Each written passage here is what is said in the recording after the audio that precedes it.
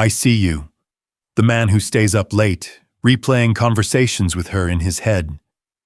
It's like an old cassette tape, isn't it? Every time you rewind, the sound is a little more warped, a little less clear. I'm talking to the man who has felt the crushing weight of her silence, a silence that's so much louder than any angry words she could ever scream. I'm talking to you because you feel it, don't you? Deep down, there's this nagging suspicion. It's not just about her.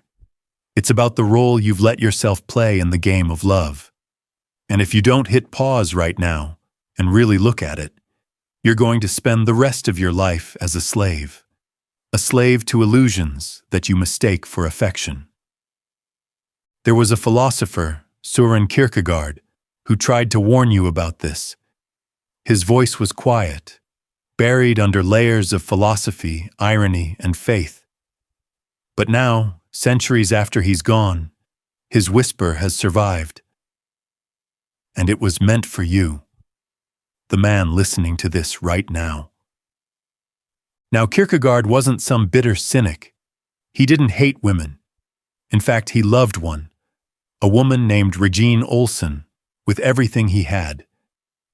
But he made a choice that most men today would find unthinkable. He left her. Not because he didn't want her, but because he knew, deep in his bones, that staying with her would mean betraying himself. It would mean the death of his own soul. And that's where our story begins. Because today, most men do the exact opposite. They stay. They bite their tongues to keep the peace. They make themselves smaller, they bend, they break, and they have the audacity to call it maturity or commitment. But Kierkegaard saw right through that. He wrote, "The greatest hazard of all, losing oneself, can occur very quietly in the world, as if it were nothing at all." And what's quieter than the slow, steady erosion of a man's spirit in the presence of a beautiful woman? It's a subtle kind of manipulation. You don't even see it happening. You hand over your freedom piece by piece, and you smile while you do it. Because you think you're being a good man. She doesn't have to be a villain. She doesn't need to control you with an iron fist. She just needs to convince you that your sacrifice is the ultimate proof of your love. And you believed her, didn't you? You made her your life's purpose when you were born to live out your own. Kierkegaard had a name for this state: despair. Not the loud, dramatic, sobbing kind of despair you see in movies. No, he was talking about something far more dangerous. He was talking about the despair of not even knowing you're in despair.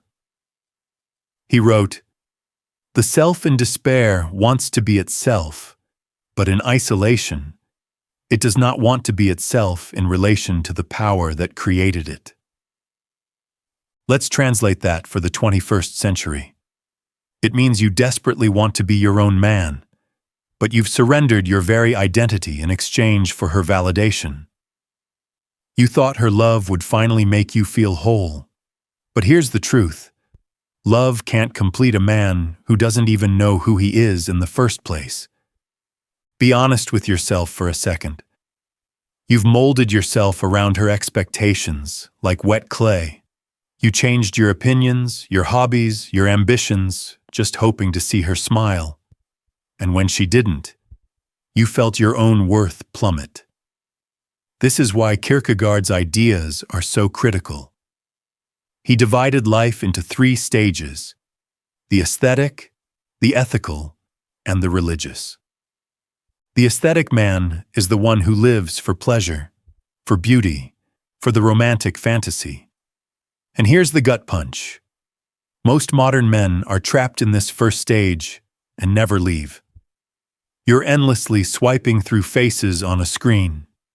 You send good morning texts that feel more like prayers, hoping for a response that will validate your existence for the day. You find yourself apologizing for feelings that she provoked in you. Why? Because you've been conditioned by culture, by media, by everything, To believe that your primary role is to please her, not to understand yourself. You think you're choosing love, but what you're really choosing is a distraction from the empty feeling inside you. Kierkegaard said, "The unhappy man is always absent from himself, never present to himself." So I want you to go look in the mirror, and I mean really look. Ask the man staring back at you, "Where did you go?" You used to have a fire in your eyes, a vision, a direction. Now you're emotionally adrift, waiting for a drop of her affection like a farmer praying for rain in a drought. And she knows it. Maybe not consciously, maybe not maliciously, but she feels it instinctively. A woman can always tell when a man has started to orbit her, like a moon circling a planet. She can feel when he's become a sun that forgot how to generate its own heat. And the moment she knows that you need her more than she needs you, the power has irrevocably shifted. You're no longer an equal partner. You're a boy with a beard, begging to be chosen. Kierkegaard knew this pain intimately. He wrote, "My sorrow is my castle." He didn't say that because he enjoyed being miserable. He said it because his suffering was the one thing that revealed the truth to him. He didn't chase comfort. He chased meaning. And meaning, real meaning, doesn't come from a woman's approval. It comes from standing tall in the center of your own soul, even when you're alone. Especially when you're alone. So if you're really listening to this is your first step. Admit it. Admit that you've lost yourself. Not just in her bed, not just in her smile, but in the character you started playing just to keep her from leaving. And as you're sitting there right now, maybe your heart is broken. Maybe you feel bitter. Maybe you just feel numb. I want you to understand something crucial. The manipulation didn't happen because she's some evil mastermind. It happened because you were willing to trade your very essence for a little affection. And here's the paradox. No woman can truly respect a man who does that. And if you dig deep enough, past all the justifications and rationalizations, you'll realize you don't respect him either. There comes a moment in a man's life when he realizes he was never truly loved, only needed. And that's the wound you've been nursing in secret, isn't it? She didn't love you. She loved what you did for her. She loved the stability you provided. She loved having an admirer to chase her. She loved the validation you gave her ego. She loved the story you helped her write about her own life. But she never loved your quiet moments, your solitude, your strange thoughts, your deepest, most authentic self. And why would she? You never really showed it to her. You gave her a performance. You gave her smiles you didn't feel and agreements you didn't believe. You called your compromises growth, but they were really acts of surrender. So when she finally packed her bags and walked away, you didn't lose your soulmate. You lost the illusion you had built, the beautiful mirage you had mistaken for an oasis. Kierkegaard lived through this exact hell long before any of us were born. When he broke off his engagement with Regine, he wasn't running away from love. He was running away from the false, hollow version of himself that love was creating.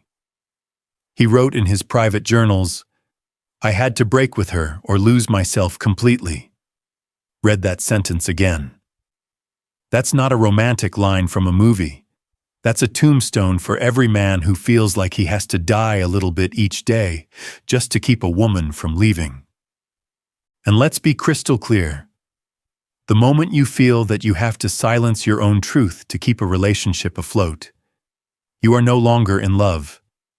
You are a prisoner. You're locked in a fiction that you co-wrote, hoping it would win her approval. This is where Kierkegaard's philosophy gets even sharper. He tells us about the second stage of life, the ethical man. The ethical man is the one whose primary commitment isn't to a woman, or a job, or a social status. His primary commitment is to himself. He embraces responsibility, not to please other people, but to become a whole, integrated person. In his book Either Or, he says, "The greatest danger, that of losing oneself, may pass off as quietly as if it were nothing. Every other loss, an arm, a leg, $5, a wife, is sure to be noticed." Let that sink in.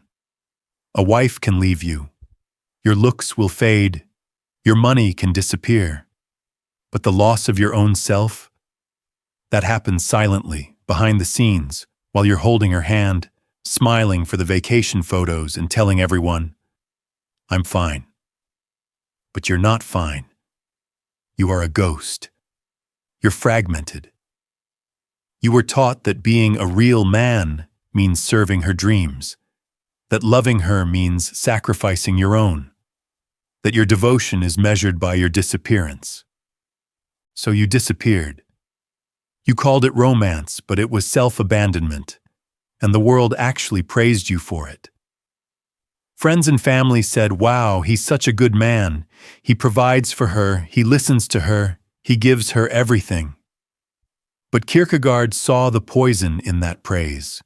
He wrote, "To cheat oneself out of love is the most terrible deception. It is an eternal loss for which there is no reparation." And men cheat themselves out of real love every single day by choosing the comfort of her presence over the terrifying truth of their own soul. They choose flattery over authenticity and submission over strength. You have to understand, manipulation doesn't always show up with a devil's grin and a pitchfork. Sometimes it smiles sweetly at you and says, "Honey, I love you just the way you are. But could you just change this one little thing about yourself?" And because you're terrified of losing her, you do it. Then she asks for another little change, and another, and another. Until the man you once were is gone, replaced by a polished, agreeable puppet. A puppet that performs loyalty without any real desire, that shows submission without any real dignity. And then, inevitably, she gets bored. She loses interest. Not because she's a cruel person, but because you became invisible. You became predictable. You became spiritless. She didn't betray you. You betrayed yourself first. Kierkegaard had a name for this condition: a sickness unto death. He wasn't talking about a physical death. He was talking about a spiritual collapse. The state of a man who has become completely disconnected from the eternal, unbreakable part of himself. That fire inside you that says, "I am." In his book, The Sickness Unto Death, he writes that despair is the misrelation in a relation that relates itself to itself. It sounds incredibly complex, but the idea is actually simple. It means you're out of alignment with yourself. You have forgotten how to just be with yourself. You started orbiting her, trying to make her the source of your meaning. But no woman, no matter how incredible she is, can carry the divine responsibility of you becoming who you were always meant to be. And who are you, really? You are not her on-call therapist. You are not her savior. You are not just a supporting character in the movie of her life. You are a man who was meant to stare into his own anxieties, to walk through the fire of being alone, to sit with life's unanswered questions and not immediately run into the nearest pair of soft arms just because the silence gets a little too loud. This is why Kierkegaard believed the final stage of life, the religious man, is the one who submits his life only to the eternal. Not to fleeting social trends, not to the approval of his friends, and certainly not to a woman's conditional affection. So why do you still find yourself kneeling at her altar? Why do you see her coldness as a sign that you need to try harder? Why do you honestly believe that winning her back will heal the ache that's deep inside your chest? That ache has nothing to do with her. That ache is the sound of the self you abandoned, screaming to be heard. It's the self that Kierkegaard warned you, begged you never to lose. Not for love, not for lust, not for anything. You've been trained your whole life to measure your value through a woman's eyes, to feel a surge of worth when she smiles at you, to feel a pit in your stomach when she doesn't. You've been taught to interpret her texts, her moods, her silences, as a stock ticker for your own manhood. But Kierkegaard would look you in the eye and tell you that any identity that depends on another person's approval is a house built on sand. It's a lie. You become a reflection of her desires, not a revelation of your own soul. And if that sounds too philosophical, let me make it painfully clear. When you change your beliefs, your ambitions, or even the tone of your voice just to keep her from getting upset, you are not loving her. You are fearing abandonment. You are not standing firm in love. You are drowning in need. In his book Works of Love, Kierkegaard drops a truth bomb that should shatter your sentimental ideas about romance. He writes, "Worldly love is egotism, self-love, cunningly transferring itself to another object." Let that idea haunt you. He's saying that most of what we call love is actually just our own ego projected onto another person. You don't love her. You love how she makes you feel. You love the story she helps you tell about yourself. You don't really see her for who she is, and even more tragically, you've completely lost sight of yourself. Just look at the patterns. You start every conversation. You're the first to apologize, even when she's the one who started the fight. You plan every date. You fix every emotional problem. You carry the entire weight of the us, while she just floats in and out of the relationship whenever she feels like it. And you still think this makes you strong. Kierkegaard warned us about this. He saw the man who gives himself over completely to romantic fantasy, saying he loves with the tongue, not with the heart. That's what you became. A mouthpiece for romantic clichés, a performer of affection, a puppet dancing in the theater of her moods.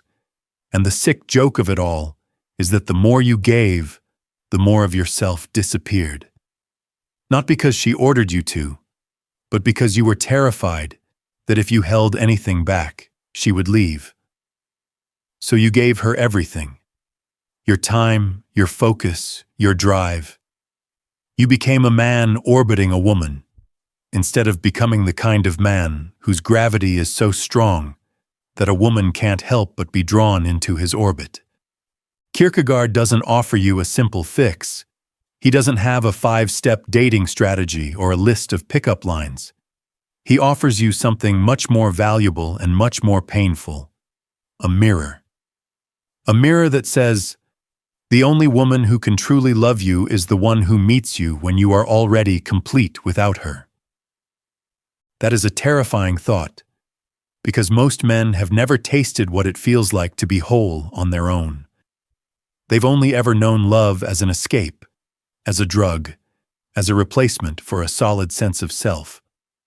But true love, the kind Kierkegaard talks about, isn't rooted in neediness. It's rooted in inner abundance. And now, the ground beneath your feet is about to shake.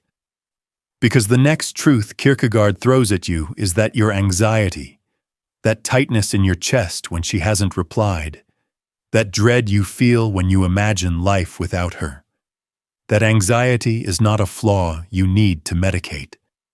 It is the doorway to your freedom. He insisted, anxiety is the dizziness of freedom. Feel that vertigo, that spinning sensation, That is the feeling of pure possibility stretching out in front of you. An open horizon where you are no longer the actor playing a role for her, but the author of your own story. Every single time you compulsively reach for your phone to check if she's online, you are turning your back on that horizon.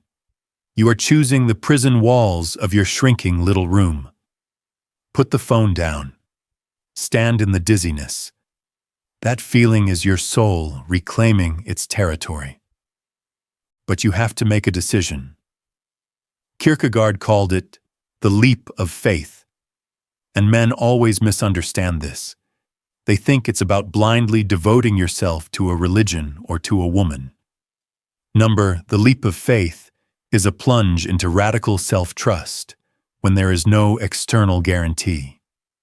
It's stepping off the cliff of codependency with nothing but your own integrity to catch you. He wrote, "Faith begins precisely where thinking leaves off. You've already thought enough. You've analyzed her texts, her moods, her mixed signals, until your brain is exhausted. Now it's time to leap. Leap into the silence. Leap into your own unconfirmed worth. Leap into the raw, powerful fact that you are here to be, not to be chosen. Imagine for a second that you actually do it. You stop begging. You stop explaining yourself. She threatens to leave, and you open the door for her, not with anger, but with peace, because you finally understand that a bond held together by fear is a prison. In that moment, you become what Kierkegaard called the knight of faith. You look like an ordinary man on the outside, but inside, you have made the single most important decision a human being can make. You have willed to be yourself. You're afraid this will make you lonely. Kierkegaard answers that fear with a paradox that should rattle your bones. The most painful state of being is remembering the future, particularly the one you'll never have. The future where you stayed small just to keep her around. That is the ghost that will haunt you for the rest of your days if you don't act now. It is better to have the clean, honest solitude of reality than the haunted comfort of a life you never truly lived. And once you embrace that solitude, something magnetic happens. A woman might walk away from a needy man, but she will always be intrigued by the man who stands sovereign in the storm of his own life. So start today. Build practices that anchor you to something beyond her. Wake up before the sun and let the silence ask you the hard questions. Write in a journal without censoring yourself. Train your body, not to get a compliment from her, but to feel the power of your own physical presence. Read Kierkegaard out loud. His words are like lifting weights for the soul. Resolve every single day that no woman's affection will ever be more important than your own self-respect. And when love comes back into your life, and it will, you'll be able to receive it as a gift, not as a lifeline. You'll be able to share your world with her, but never surrender your backbone. You will be a man who can adore without being addicted, who can cherish without putting on chains. A man like that cannot be manipulated, because manipulation preys on the fear of loss. And you, my friend, will have already kissed that fear goodbye. You were never made to be her puppet, her emotional janitor, or her eternal fanboy. You were made to be the flame, the mountain, the silence that does not need to beg to be understood. If this message woke something up inside you, if it tore away an illusion and whispered a truth your heart already knew, then don't just keep it to yourself. Like this video. Share it with other men who are still sleepwalking through their lives. Subscribe to this channel, and if you believe that content like this needs to exist, support us through the link in the description. Because in a world that is constantly training men to lose themselves for love, we are here to remind you of the truth. Kierkegaard warned you, and now you know.